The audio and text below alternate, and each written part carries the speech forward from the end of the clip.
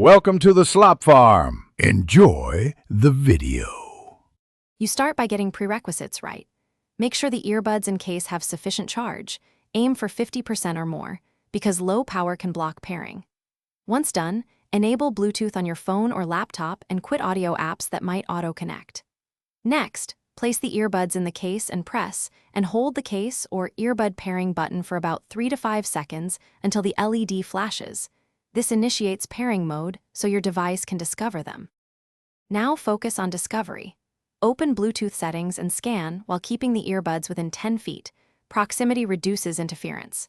When you see the Skullcandy model name, tap it to start connection. Your device may show a pairing prompt explaining why it needs access to audio and phone features, which is normal. Accept those permissions, and if a PIN is requested, try common defaults like 0000 or 1234. Once connected, you'll hear a tone or see a solid LED confirming the link. Finish by verifying function.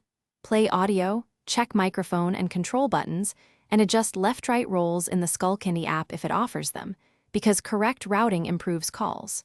Make sure firmware is up to date through the app to fix known bugs. If you hit problems, reset the earbuds by holding the pairing button for about 10 seconds to clear previous pairings, then repeat discovery and connect steps. This reset often resolves persistent pairing conflicts and restores normal behavior. Thanks for watching. Consider subscribing if we helped you today.